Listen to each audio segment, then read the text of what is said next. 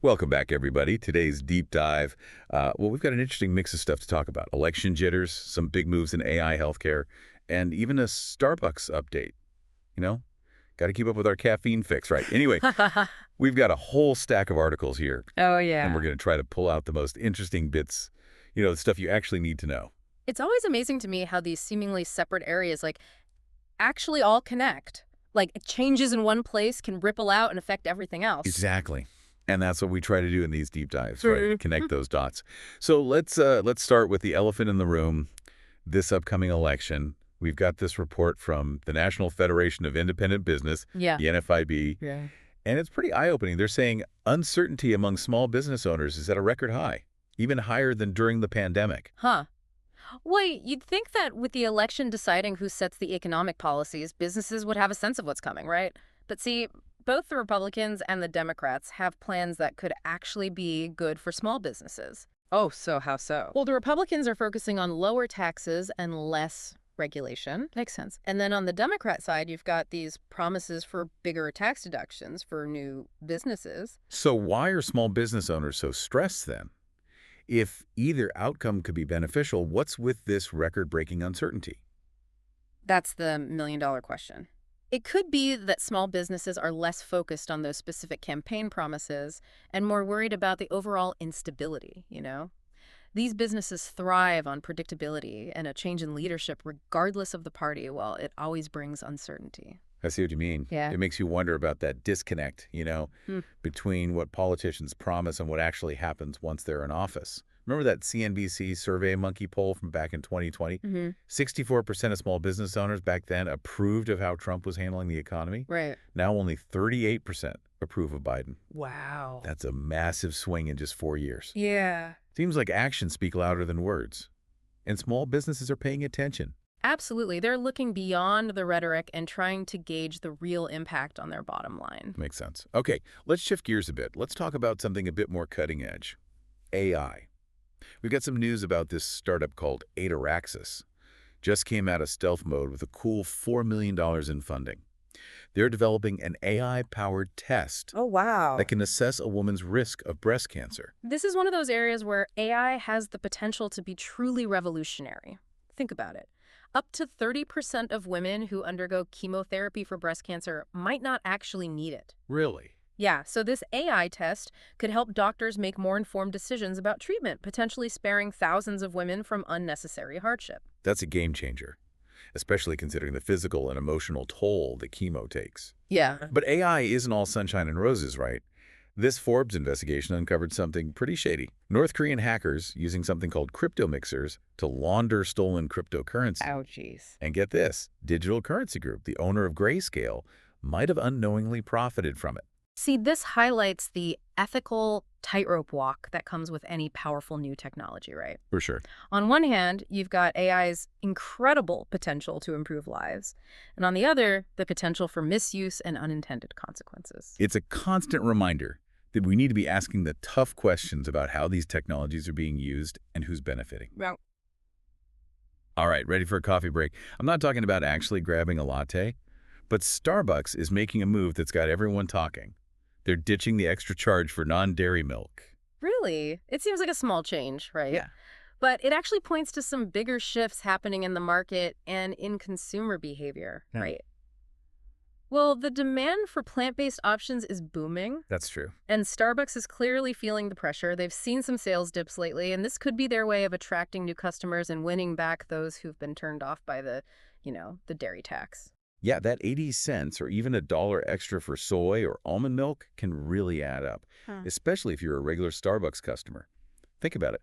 For some people, ditching the upcharge could mean saving 10% or more on their Starbucks bill overall. Wow, that's significant. That's a pretty sweet deal, literally. Yeah, it's a smart move by Starbucks.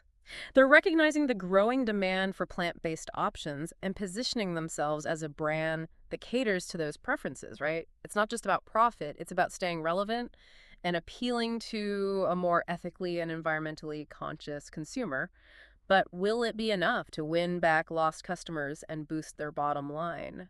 That's the question. It definitely gives us something to think about. Now, Before we dive into our next segment, let's do a quick rundown of some other noteworthy developments. Let's see what else has been happening. First up, we've got Amazon making some interesting moves. On one hand, they're laying off over 27,000 employees as part of this cost-cutting strategy. Yeah. But on the other hand, they're investing heavily in data centers and even making deals in the nuclear power sector. It seems a bit contradictory, doesn't it? It does raise some questions about their long-term strategy. Cutting jobs while simultaneously pouring resources into infrastructure, it suggests they're betting big on specific areas of growth, even as they streamline others. So it's like they're playing chess, right? Yeah. Sacrificing some pieces to gain a strategic advantage down the line. Exactly. I'm curious to see how this plays out. And speaking of strategic moves, we've got Skydio. It's a U.S. drone manufacturer, and they're facing some challenges. They're having to ration batteries due to sanctions on Chinese suppliers. Who would have thought drone batteries would be caught up in geopolitical tensions? Yeah, this really highlights the vulnerabilities of those global supply chains, right? And how even seemingly small components can become pressure points in a trade war. For sure. Skydio's situation is a reminder that we live in a very interconnected world where political decisions can have ripple effects across industries and borders. It's a wake-up call for businesses to diversify their supply chains. Really consider those potential risks associated with relying too heavily on a single source, especially when geopolitical tensions are running high. Absolutely. It underscores the importance of backup plans and alternative sources to, well, mitigate disruptions. Now, let's shift gears to some economic news. Inflation has eased to 2.1%, the lowest it's been since February 2021. That's got to be a welcome relief for consumers who've been feeling the pinch of those rising prices. But is this a sign that inflation is truly under control, or is it just a temporary dip? It's too early to say for sure. While this drop is encouraging, it's important to remember that inflation is complex, right? There are so many factors that influence it. We need to see a sustained downward trend before we can really breathe a sigh of relief. It's like a roller coaster. We've just hit a dip, but the ride isn't over yet. Exactly. Okay, let's talk about Apple. They just reported better than expected revenue, but they're also facing a hefty $10.2 billion tax hit due to that EU ruling. This highlights the challenges faced by these multinational corporations, navigating the complex landscape of international tax law. Right. Apple's success in Europe is undeniable, but this ruling demonstrates that even the biggest companies aren't immune to regulatory scrutiny.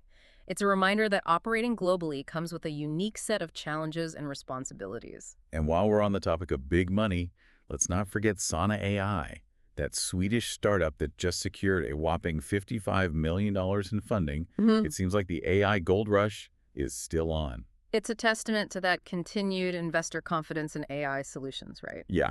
Sana AI's success is a sign that the belief in AI's potential to transform industries and solve complex problems remains strong. It's exciting to see such significant investment in this field, but it also underscores the need for responsible development and ethical considerations as AI becomes increasingly integrated into our lives. For sure. Now, for a bit of political intrigue, David Koch's son is backing Kamala Harris. That's a plot twist I didn't see coming. It's a fascinating example of how individual beliefs can transcend those traditional political boundaries. This unexpected endorsement challenges the assumption that political views are always predictable or inherited. It's a reminder that people are complex and capable of defying expectations. Definitely adds another layer to the already dynamic political landscape. And finally, some well-deserved recognition in the world of science. John Jumper from Google DeepMind won a Nobel Prize in chemistry for his work on AlphaFold. AlphaFold is a groundbreaking AI model that can predict the 3D structure of proteins, which is crucial for understanding their function and developing new drugs and treatments. Oh, This Nobel Prize is a testament to the transformative power of AI when applied to fundamental scientific challenges. It opens up a world of possibilities for medical research and drug discovery. it's truly inspiring to see how AI is being used to push the boundaries of scientific knowledge and potentially improve human health in such profound ways. Wow. So we covered, well, a lot today. Election anxieties, AI advancements, global supply chains, even a Starbucks shakeup. It's a kind of a whirlwind of information. It is. But, well, that's the world we live in, right? Absolutely. We're Um, constantly bombarded with news and updates from every direction. It's easy to feel overwhelmed, but honestly, it's also incredibly exciting to see how these seemingly disparate events are all interconnected. Like we're piecing together this giant puzzle, right? Yeah. Trying to figure out how everything fits together. And, speaking of unexpected connections, Who would have thought that a Starbucks story would tell us so much about larger trends? It is a great example of how these seemingly small changes can reflect bigger shifts in consumer behavior and market forces. Ditching the dairy upcharge isn't just about saving people a few cents. It's a strategic move by Starbucks to position themselves as a brand that listens to its customers and adapts to evolving preferences. It's a reminder that even in this world dominated by tech giants and, geopolitical tensions, that a cup of coffee can still hold valuable insights into the forces shaping our world. Mhm. So, as we wrap up this deep dive, what stands out to you? What are the key takeaways that our listeners should be thinking about? Hmm. I think the biggest takeaway is the importance of staying informed and engaged. We live in a complex world, rapidly changing world, and it's crucial to stay curious, ask those questions, and seek out those diverse perspectives. Right. Whether it's understanding the nuances of the upcoming election, grappling with the ethical implications of AI, or even just recognizing the significance of a shift in those consumer trends, staying informed empowers us to make better decisions and navigate the complexities of our time. I couldn't agree more. It's not just about knowing the facts, it's about understanding the context, connecting the dots, and figuring out what it all means for us as individuals and as a society. So as you all go about your day today, think about the stories we've discussed. What sparked your curiosity? What made you want to learn more? And remember, this deep dive is just the beginning. There's a whole world of information out there waiting to be explored. And that's the beauty of it all. The learning never stops. Every day brings new discoveries, new challenges, and new opportunities to expand our understanding of the world around us. So keep exploring, keep questioning, and keep diving deeper. Until next time, happy exploring.